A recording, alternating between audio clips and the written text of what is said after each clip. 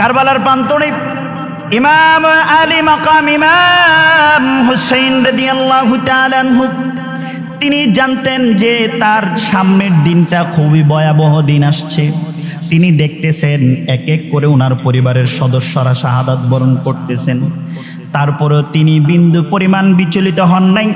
তিনি যদি একটা পা পিছু নামতেন যে ইয়াজিদ তোমার ক্ষমতা আমি মেনে নিলাম, তোমার হাতে আমি খেলাফতের বায়াত গ্রহণ করলাম, শুধু এই একটা শর্ত যদি ইমাম হুসাইন রাদিয়াল্লাহু তাআলা আনহুর কাছে ইয়াজিদ ইমাম হুসাইন রাদিয়াল্লাহু তাআলা আনহু যদি ওই দিন ইয়াজিদের কাছে বিন্দু পরিমাণ আপোষ করতেন, তাহলে দুনিয়ার মধ্যে ওনার ভোগ বিলাসিতার কোনো অভাব থাকতো না, দুনিয়াটা ওনার কদমে চলে আসতো।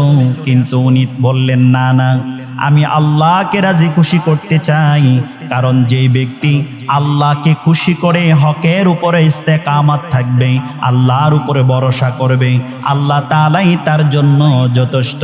সেই জন্য ইমামে হুসাইন আলী মাকাম রাদিয়াল্লাহু তাআলা আনহু শাহাদাত বরণ করবেন মনে স্থির করলেন, শাহাদাত বরণ করতে রাজি, কিন্তু আল্লাহর উপরে ভরসা বিন্দু পরিমাণ ছাড়তে রাজি না। আল্লাহু আকবার। তাহলে আমরা আল্লাহর উপরে ভরসা করার দরকার আছে না নাই? কিন্তু আমরা বিপদ আপদ আসলে আরো অস্থির হয়ে যাই, আল্লাহর উপরে ভরসা ছেড়ে দেই। কিন্তু মনে রাখবেন, ইমানদারের সর্বকালের ইমানদারের জন্য সর্বোত্তম স্থিরের জায়গা হলো একমাত্র আল্লাহর উপর ভরসা রাখা, একমাত্র আল্লাহর উপরে ভরসা রাখা। আপনি যতই বিপদ আসুক না কেন, আপনি মনে মনে স্থির রাখবেন, আল্লাহ আমার জন্য যথেষ্ট, আল্লাহ আমার জন্য যথেষ্ট, আমার যত বিপদ আপদ আসুক আল্লাহ আমাকে রক্ষা করবেন। এই স্থির মনের মধ্যে যদি এই কথাটা স্থির করতে পারেন, ইনশাআল্লাহ আপনার কোনো বিপদ আপনার কিছু ক্ষতি করতে পারবে না। এটা সব কিছু আল্লাহ পাকের দয়া। সুবহানাল্লাহ। কোনো ক্ষতি হবে না। আচ্ছা, আমাদের জীবনে কি কম বিপদ আসে? বিপদ আপদ কি কম আসে আমাদের জীবনে? কই, আমরা কি একবারে মরে পচে গেছি গা? বিপদ আসবে, চলে যাবে, এটা একটা পরীক্ষা। অনেক সময় দেখবেন সন্তান মারা যায়, অথবা দেখবেন ব্যবসার জন্য হুজুর 6 মাস পরে কোরবানির ঈদ গরুটা নিছি, এটার মধ্য দিয়ে একটা বছর যদি লালন পালন করতে পারি 20,000 টাকা হাতে ক্যাশ আসবে। হুজুর অভাবী সংসার, হুজুর আমক, হুজুর তো ওই সমস্যা, হুজুর জমির মধ্যে ফসল করেছি, ফসলটা নষ্ট হয়ে গেছে। এরকম অনেক সমস্যা আছে না আমাদের? হুজুর আমার এই বাড়িটা ছাড়া কোনো সম্বল নাই, আমার এই ঘরটা ছাড়া আমার কোনো কিছু নাই, হুজুর এই ঘরের মধ্যে আগুন লাগে ঘরটা পুড়ে গেছে। এরকম বিপদ আসে না, আসে কিনা বলেন? এত বিপদ আসার পরেও এই ব্যক্তি তো ওই জায়গাতে দাঁড়াই থাকেন না, আল্লাহ একটা না একটা মাধ্যমে তাকে এই বিপদ থেকে উদ্ধার করেন কি করেন না? যিনি আমাদের আপনার আমার বিপদে আপদে উদ্ধার করে নেন, তিনি আর কেউ নন, তিনি হলেন একমাত্র আপনার আমার আল্লাহ। আল্লাহু আকবার। সেজন্য বিপদ যতই আসুক আল্লাহর উপরে নৈরাশ হওয়া যাবে না, আল্লাহর উপরে সর্বদা ভরসা রাখতে হবে। ইমাম হুসেন রাদিয়াল্লাহু তাআলা আনহু কারবালার প্রান্তরে শাহাদাত বরণ করবেন তিনি জানতেন, তারপরও তিনি বিন্দু পরিমাণ বিচলিত হন নাই। তিনি ছিলেন ইমামুল মুত্তাকিন, মুত্তাকিদের ইমাম, তিনি ছিলেন ইমামুল মুমিনিন, মুমিনদের ইমাম, তিনি ছিলেন সাইয়্যিদা শাবাবি আহলিল জান্নাহ, তিনি ছিলেন জান্নাতে যুবকদের সরদার। তিনি জানতেন মুত্তাকিদের জন্য আল্লাহই যথেষ্ট, মুমিনদের জন্য আল্লাহই যথেষ্ট। সেজন্য তিনি কারবালার প্রান্তরে বিন্দু পরিমাণ বিচলিত হন নাই। সুবহানাল্লাহ। কারবালার প্রান্তরের যে বিষয়টা আসে, 61 হিজরিতে ইমাম হোসেন রাদিয়াল্লাহু তাআলা আনহুকে 61 হিজরির 10ই মুহররম ইমাম হোসেন রাদিয়াল্লাহু তাআলা আনহুকে ইয়াজিদের সৈন্য কর্তৃক শহীদ করা হয়েছিল। কত হিজরিতে? 61 হিজরি। এখন সে 61 হিজরিতে ইমাম হোসেন রাদিয়াল্লাহু তাআলা আনহুকে শাহাদাতের মাধ্যমে ইয়াজিদের ক্ষমতা নিশ্চিত করা হয়েছিল, ইয়াজিদের ক্ষমতাটা নিশ্চিত করা হয়েছিল। কারণ ইয়াজিদের ভয় ছিল ইমাম হুসেন রাদিয়াল্লাহু তাআলা আনহু। একটু বড় করে আওয়াজ করে বলে আল্লাহু আকবার, আরো আওয়াজে বলে আল্লাহু আকবার। ইমাম হুসেন রাদিয়াল্লাহু তাআলা আনহুর শাহাদাতের মধ্য দিয়ে ইয়াজিদের ক্ষমতা নিশ্চিত করে ইয়াজিদ, কিন্তু সেই ক্ষমতা বেশি দিন টিকসই হয় নাই, বেশি দিন টিকসই হয় নাই।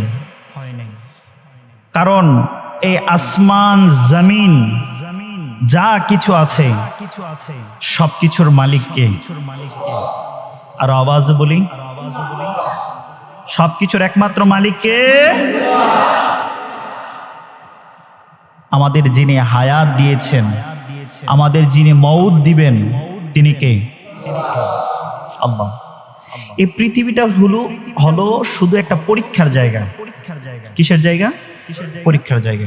আপনি কেমন পরীক্ষার খাতার মধ্যে কি লিখছেন সেটার উপর ডিপেন্ড করে আপনার রেজাল্ট প্রকাশিত হবে। তা আপনি দুনিয়াতে কি করে গেছেন সেটাকে বিবেচনা করে আপনার পরকালীন হিসাব নিকাশের বিচার ফলাফল দেওয়া হবে। সম্মানিত উপস্থিতি, ইমাম হুসেন রাদিয়াল্লাহু তাআলা আনহু কারবালার প্রান্তরে শাহাদাত বরণ করেন। সেই দ্বিতীয় মুহররমের 2 তারিখ থেকে কারবালার প্রান্তরে ইমাম হুসেন রাদিয়াল্লাহু তাআলা আনহু সহ ওনার 72 জনের কাফেলাকে বন্দী করা হয়। কয় জনের কাফেলা ছিল? 72 জনের কাফেলা। এই কাফেলাকে আটক করা হয়। সেই 2 তারিখ থেকে ধরে 10 মুহররম, অর্থাৎ 2 মুহররম ওনাদেরকে আটক করানো হয়, বলতে ওনাদেরকে আর সামনে বাড়তে দেওয়া হয় না, যেখানে আছে সেখানে ওনাদেরকে তাঁবু গাড়তে বাধ্য করা হয়েছিল। এবং ইমাম হুসেন রাদিয়াল্লাহু তাআলা আনহু যখন জানলেন এটা কারবালা, তিনি বুঝতে পারলেন আমার নানাজি রাসূল করিম সাল্লাল্লাহু আলাইহি ওয়াসাল্লাম এই কারবালার ব্যাপারে, আমার ব্যাপারে, আমার শাহাদাতের বিষয়ে কি করেছিল? ভবিষ্যৎবাণী করেছিল। তো সেই জন্য তিনি এখানেই তাঁবু গেড়েছেন। এখন আসেন, ইমাম হুসেন রাদিয়াল্লাহু তাআলা আনহু সেই 2 মুহররম থেকে 10 মুহররম পর্যন্ত খানাদানা থেকে শুরু করে, পানি থেকে শুরু করে সবকিছু দুনিয়াবি সবকিছু থেকে বঞ্চিত ছিল। কিন্তু আজ পর্যন্ত কি কারো কাছ থেকে শুনতে পারছেন যে উনি ইচ্ছাকৃতভাবে তখন 1 ওয়াক্ত নামাজ কাজা করেছিলেন? এটা কি কেউ জানেন? কেউ শুনতে পারছেন এ পর্যন্ত এমন ধরনের কথা? একটু জবান খুলে বলেন না, এমন কথা কি শুনতে পারছেন? নবী পরিবার এত জটিল মুহূর্তের মধ্য দিয়ে 1 ওয়াক্ত নামাজ কাজা করেন। 10 মুহররম ইমাম হুসেন রাদিয়াল্লাহু তাআলা আনহু শাহাদাত করাবেন। আগের রাত্রে তিনি স্বপ্নে দেখেছেন রাসূল করিম সাল্লাল্লাহু আলাইহি ওয়াসাল্লাম বলেন, আমার কলিজার টুকরা হুসাইন, তোমার সাথে আমি ইফতার করব আগামীকাল, তোমার সাথে আমি ইফতার করব। তিনি রাতে স্বপ্ন দেখলেন। 10 মুহররম ফজর নামাজ পড়ে উনি প্রস্তুত নিয়ে নিলেন, কিন্তু উনি যোহর নামাজ পর্যন্ত জামাতের সাথে আদায় করেছেন। আসরের ওয়াক্ত কিংবা কোন কিতাবের মধ্যে পাওয়া যায় আসরের ওয়াক্ত অথবা সূর্য যখন ডুবে গেছে ইফতারির পূর্ব মুহূর্তটাতে উনি শাহাদাত বরণ করেন। সুবহানাল্লাহ বলবেন না? এক এক ইতিহাসের বিষয় তো, এক এক কিতাবে এক এক রকম একটু তারতম্য সময়ের বিষয়টাতে পাওয়া যায়। তবে ইমাম হুসেন রাদিয়াল্লাহু তাআলা আনহু আমাদেরকে কারবালার প্রান্তরে 3টা জিনিস শিক্ষা দিয়েছেন। কয়টা জিনিস? একটু সকলে কথা বলতে হবে। কয়টা জিনিস? 3টা জিনিস। 1 নাম্বার হলো তাওয়াক্কুল। বিপদে আপদে বালা মুসিবত যতই আসুক না কেন সব সময় আমরা ভরসা কার উপর রাখবো? একমাত্র আল্লাহর উপর। তো ইমাম হুসেন রাদিয়াল্লাহু তাআলা আনহু কারবালার প্রান্তরে এই জিনিসটা আমাদেরকে শিক্ষা দিয়েছেন। 2 নাম্বার, তোমার বিপরীতে যদি অন্যায়ের প্রাচীর দাঁড়িয়ে যায়, তোমার বিপরীতে যদি জালিমের দল দাঁড়িয়ে যায়, ইমাম হুসেন রাদিয়াল্লাহু তাআলা আনহু কারবালার প্রান্তরে শিক্ষা দিয়েছেন হকের উপর ইস্তেকামত থাকার জন্য, হকের উপর স্থির থাকার জন্য একমাত্র আল্লাহর উপরে ভরসা করে হকের উপরে দাঁড়িয়ে থাকার প্রথম শিক্ষাটা উম্মতে মুহাম্মাদের মধ্যে আল্লাহর হাবিব সাল্লাল্লাহু আলাইহি ওয়াসাল্লামের কলিজার টুকরা ইমাম হুসাইন রাদিয়াল্লাহু তাআলা আনহু দিয়ে অন্যতম দৃষ্টান্ত সৃষ্টি করেছেন। বলেন আল্লাহু আকবার। নবী পরিবার এজন্য কাব্যিকরা কবির ভাষায় তারা লেখেন, ইসলাম জিন্দা হোতা হয় হার কারবালা কি বাত। এরকম যে ইসলাম জিন্দা হয় কারবালার মাধ্যমে, অর্থাৎ কারবালা দিয়ে ইসলাম জিন্দা হয়েছে। দেখেন 1 নাম্বার তাওয়াক্কুল আল্লাহর উপরে, 2 নাম্বার হকের উপরে ইস্তেকামত থাকা, স্থির থাকা, 3 নাম্বার সবর, ধৈর্য। 3টা জিনিস শিখিয়েছেন ইমাম হুসেন রাদিয়াল্লাহু তাআলা। এবং কি এ ব্যাপারে কোরআনুল কারীমের মধ্যে আল্লাহ তাআলা কি বলেন? সকলে আমার সাথে সাথে তেলাওয়াত করুন, নাউযু বিল্লাহি মিনাশ শাইতানির রাজীম, বিসমিল্লাহির রাহমানির রাহিম, ফাইযা আযামতা ফাতাওয়াক্কাল আলাল্লাহ, ইন্নাল্লাহা ইউহিব্বুল মুতাওয়াক্কিলিন। সুবহানাল্লাহ বলি। আল্লাহ পাক রব্বুল আলামিন সূরা আলে ইমরানের মধ্যে বলছেন, ফাইযা আযামতা ফাতাওয়াক্কাল আলাল্লাহ, ইন্নাল্লাহা ইউহিব্বুল মুতাওয়াক্কিলিন। অতঃপর যখন আপনি দৃঢ় সংকল্প করবেন তখন একমাত্র আল্লাহর উপরে ভরসা করুন। ইন্নাল্লাহা ইউহিব্বুল মুতাওয়াক্কিলিন।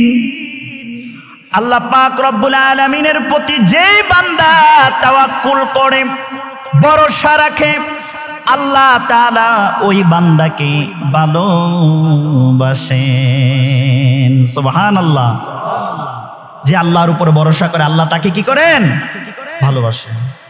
শুধু তাই নয়, আল্লাহ পাক রব্বুল আলামিন সূরাতুত তালাকের মধ্যে আরো ইরশাদ করেছেন, ওয়ামান ইয়াতাওয়াক্কাল আলাল্লাহি ফাহুয়া হাসবুহ। যে ব্যক্তি আল্লাহর উপরে বিপদে আপদে মুসিবতে ভরসা রাখে আল্লাহ তার জন্যই যথেষ্ট। সুবহানাল্লাহ বলবেন না?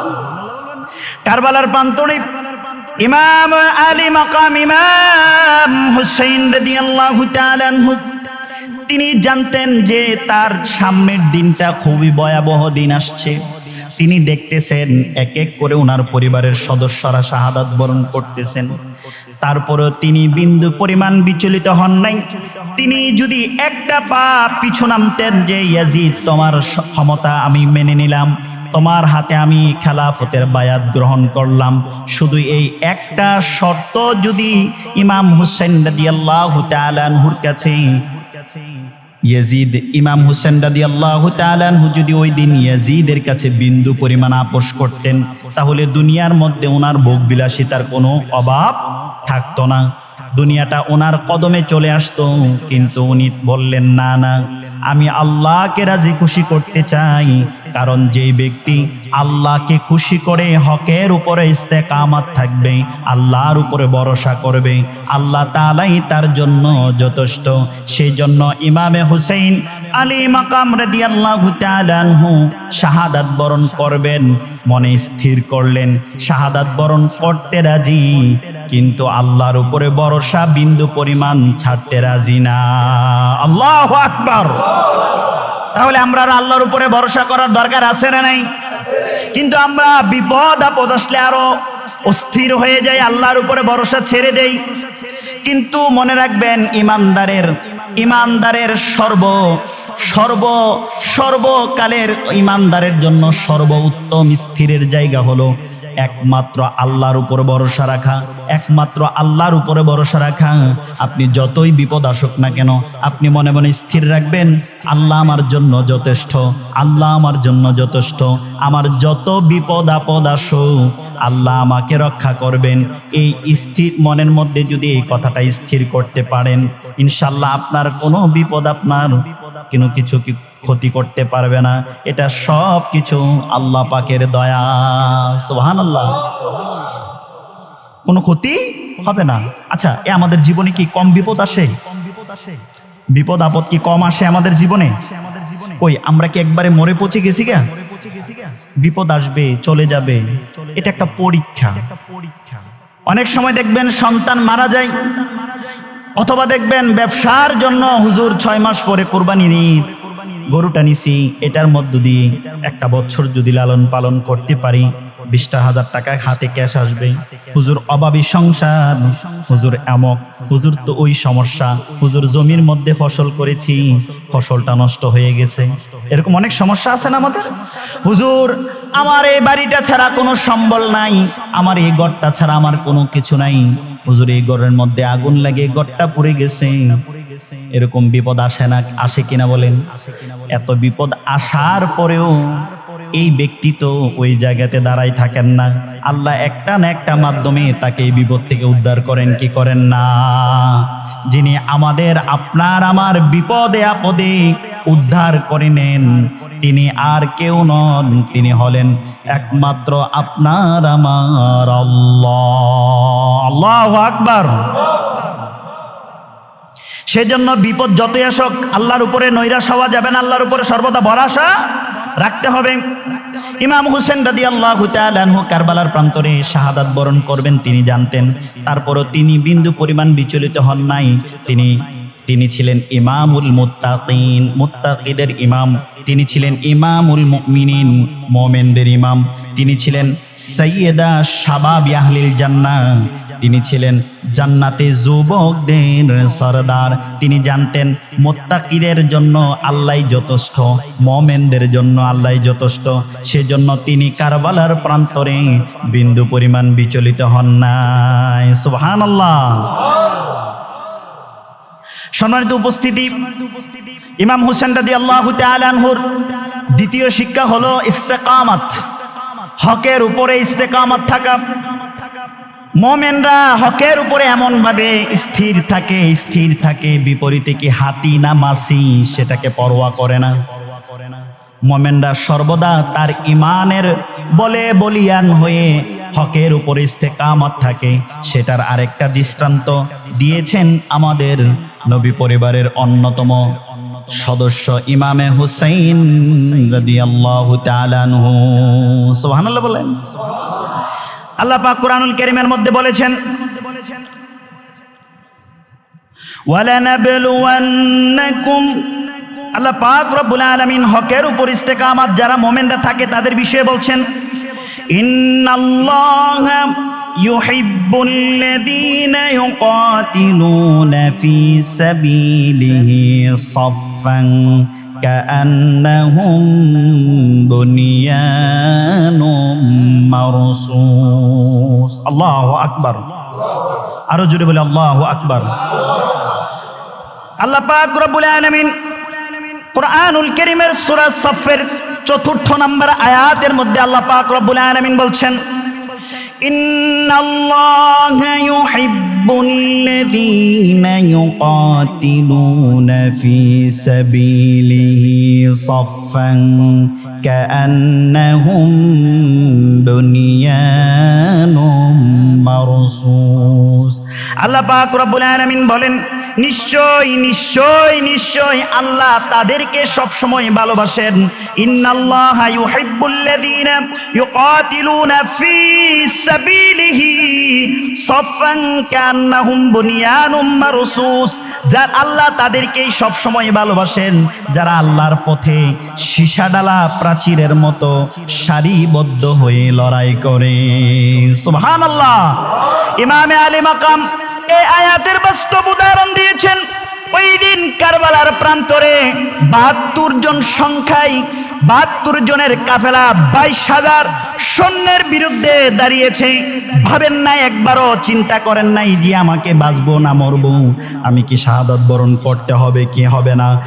ভাবেন না একবারও চিন্তা যে আমার বিপরীতে যারা আছে হাতি না মাসি, কোনোটাই ভাবেন নাই। তারা ভেবেছেন এতটুকুই, যারা যারা হকের উপরে স্থির থাকে, ইস্তেকামত থাকে, আল্লাহ তাদেরকে ভালোবাসেন। আর আল্লাহ তাআলা বলেন, যারা আমি তাদেরকেই সবসময় ভালোবাসি যারা হকের উপরে, অন্যায়ের বিরুদ্ধে, কুফরের বিরুদ্ধে, যারা আল্লাহর সন্তুষ্টির জন্য প্রাচীরের মতো সীসাডালা প্রাচীরের মতো সারিবদ্ধভাবে দাঁড়াইয়া যায়। সুবহানাল্লাহ।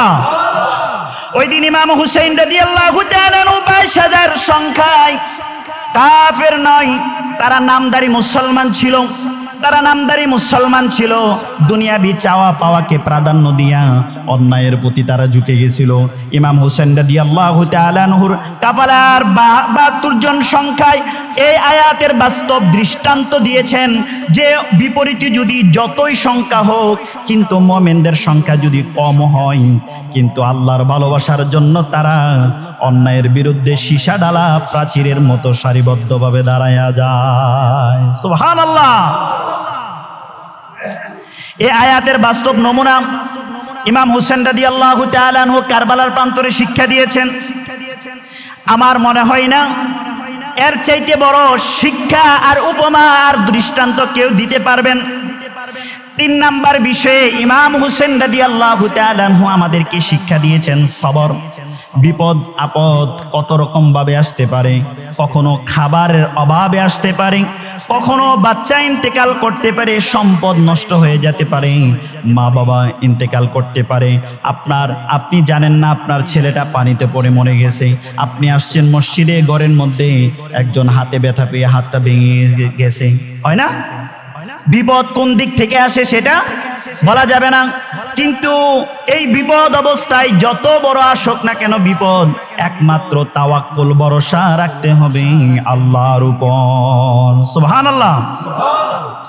এই আয়াতের এই বিষয়ে সূরা বাকারার মধ্যে 155 নম্বর আয়াতের মধ্যে আল্লাহ পাক রব্বুল আলামিন বলেন,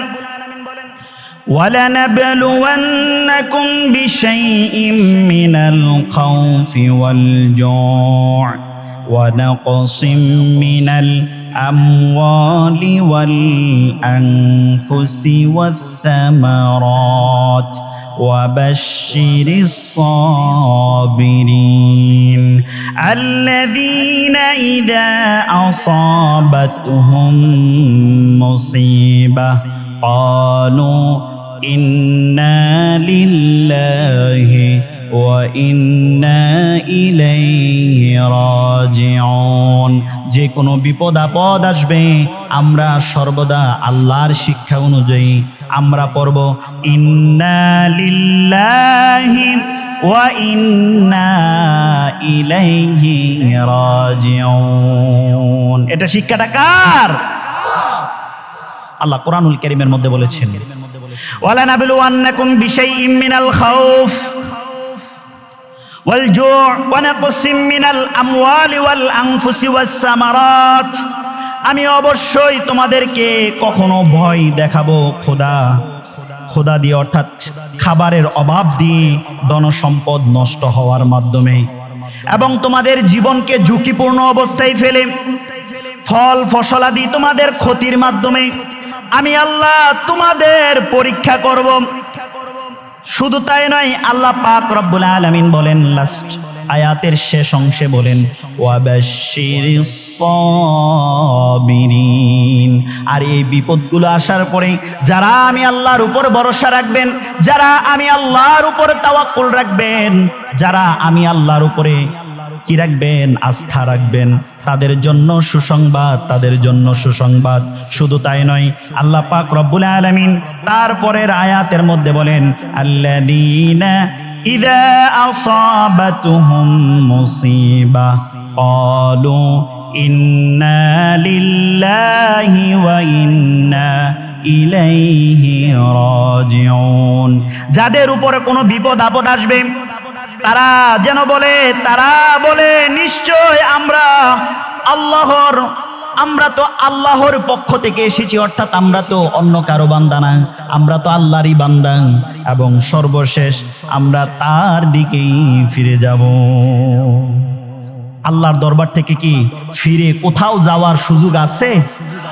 আরে কথা বলেন না, আছে? এক মিনিট যদি সুযোগ দেওয়া হয় যে আল্লাহর রাজত্ব যেখানে নাই, তুমি ওইখান থেকে আল্লাহর রাজত্ব থেকে তুমি বের হয়ে যাও, চলে যাও এমন এক জায়গায় যেখানে আল্লাহর কোনো হস্তক্ষেপ থাকবে না, এমন কি কোথাও জায়গা আছে? সব জায়গায় আল্লাহর ক্ষমতা। আল্লাহু আকবার। এই তিনটা জিনিস ইমাম হুসেন রাদিয়াল্লাহু তাআলা আনহু আমাদেরকে কারবালার প্রান্তরে শিক্ষা দিয়েছেন। তাওয়াক্কালতু আলাল্লাহ। 2 নাম্বার শিক্ষা দিয়েছেন ইমাম হুসেন রাদিয়াল্লাহু তাআলা আনহু হকের উপরে, ন্যায়ের উপরে স্থির থাকা। 3 নাম্বার শিক্ষা দিয়েছেন ইমাম হুসেন রাদিয়াল্লাহু তাআলা আনহু যে যতই বিপদ আপদ আসুক না কেন, আমি আল্লাহর উপরে ভরসা রাখো। আমার আল্লাহর উপরে যে বান্দা ভরসা রাখে, আল্লাহ তাআলা তাদের জন্য রেখেছেন সুসংবাদ। সুবহানাল্লাহ। এখন আসেন 61 হিজরিতে ইমাম হুসেন রাদিয়াল্লাহু তাআলা আনহুকে শাহাদাতের মাধ্যমে ইয়াজিদ কিন্তু তার ক্ষমতা নিশ্চিত করেছে। তার ক্ষমতা, তার অত্যাচার মাত্র শুরু করেছিল। এটা আমার দিকে খেয়াল করেন। ইয়াজিদ কত বড় নিকৃষ্ট আর পাপিষ্ঠ। ইয়াজিদ ছিল নিকৃষ্ট, পাপিষ্ঠ, তার ব্যাপারে ভালো বলার কোনো সুযোগ নাই। অসংখ্য মুজতাহিদগণ তার ব্যাপারে কুফরির ফতোয়া দিয়েছেন। কিসের ফতোয়া? কুফরির ফতোয়া। ইমাম আবু হানিফা রাহমাতুল্লাহি আলাইহি সহ আবার আরেক শ্রেণীর মুজতাহিদিন তার ব্যাপারে ফাসিক, ফুজ্জার, নিকৃষ্ট, পাপিষ্ট। সে ছিল সমাজের মধ্যে আল্লাহর জমিনের উপরে সবচাইতে বর্বর এবং সবচাইতে ঘৃণিত ব্যক্তি। তার উপরে অভিশাপ দিয়েছেন, কিন্তু কেউ কাফের বলেছেন আর কেউ কাফের বলেন নাই। কিন্তু ভালো কেউ বলেন তার অত্যাচার ছিল এত বেশি, এত জঘন্য। ইমাম হুসেন রাদিয়াল্লাহু তাআলা আনহুকে তার নেতৃত্বে 61 হিজরিতে শহীদ করার পর শুধু তাই নয়, সে যে এখানে থেমে গেছিল বিষয়টা এখানে কিন্তু নয়। 63 হিজরিতে মসজিদে হারাম, মসজিদে নববী শরীফের মধ্যে 3 দিন যাবত হাররার ঘটনার ইতিহাস যদি আপনারা পড়েন, 3 দিন যাবত মসজিদে নববীতে আজান একামত হওয়ার জন্য দেয় নাই। তার বাহিনীরা এমন ভাবে অত্যাচার করেছিল মদিনা শরীফ। 3 দিন পর্যন্ত মসজিদে নববীর মধ্যে আজান হয় নাই, একামত হয় নাই, নামাজ হয় নাই, জামাত হয় নাই। কিন্তু একজন সাঈদ ইবনুল মুসাইয়িব নামে একজন ব্যক্তি ছিলেন, তিনি আত্মগোপনে ছিলেন। তিনি বলতেন, আমি যখন এই অত্যাচারের সময় নিজেকে আত্মগোপন করেছিলাম, তখন আমি আজানের ওয়াক্ত কখন হতো তখন তো ঘড়ি ছিল না, আমি বুঝতে পারতাম না। যখন আজানের ওয়াক্ত হতো, রওজা শরীফ থেকে আল্লাহর রাসূলের আজান শুনে শুনে আমি অনুধাবন করতাম যে নামাজের ওয়াক্ত হয়েছে। আল্লাহু আকবার। নামাজের ওয়াক্ত, এটা রওজা শরীফ থেকে আল্লাহর রাসূল নিজে আজান দিতেন, সেটা শুনে তিনি অনুধাবন করতেন নামাজের ওয়াক্ত হয়েছে। সুবহানাল্লাহ বলি। 1000 উপরে নারীকে অত্যাচার করে দর্শন করেছে। নাউজুবিল্লাহ বলেন। সম্মানিত উপস্থিতি, 63 হিজরিতে তার এই বর্বরতার পর আবার সেই খানায় কাবার মধ্যে বেনজিক আছে না, বেনজিক বলে না মেনজিক বলে এটাকে, যে ক্ষেপণাস্ত্র, এটা দিয়ে নিক্ষেপ করা হয়। আগে নিক্ষেপ করা হতো যুদ্ধের মধ্যে, যুদ্ধের একটা অস্ত্র বলা যায় এটা। বড় বড় পাথর দিয়ে বড় বড় দালান নিক্ষেপ করলে ভেঙে যেত। তো তারা এই ইয়াজিদের বাহিনীরা আল্লাহর খানায় কাবার মধ্যে এমন ভাবে অত্যাচার করেছে, আল্লাহর খানায় কাবার গিলাফ পর্যন্ত পুড়ে গিয়েছিল। নাউজুবিল্লাহ বলেন। এমন জঘন্য জঘন্য কাজ করার পরে কি ইয়াজিদকে কেউ রহমতুল্লাহ বলতে পারে? কিন্তু আমাদের সমাজের মধ্যে মসজিদের মিম্বরের মধ্যে দাঁড়াইয়া ইয়াজিদকে রহমতুল্লাহ বলবে কিনা সেটা নিয়ে বিবেচনা করে। মনে রাখবেন, ওই ধরনের ইমামের পিছনে নামাজ পড়া কখনো জায়েজ হবে না, হবে না, হবে না। কথা বলেন ঠিক কিনা? ইয়াজিদকে যে রহমতুল্লাহ বলবে তার পিছনে কখনো নামাজ জায়েজ হবে না। সেও ইয়াজিদের মতো লানত প্রাপ্ত। আল্লাহ তাআলা এই ধরনের ফিতনা থেকে আমাদেরকে বাঁচার তৌফিক দান করে। সকলে পড়েন আল্লাহুম্মা আমিন।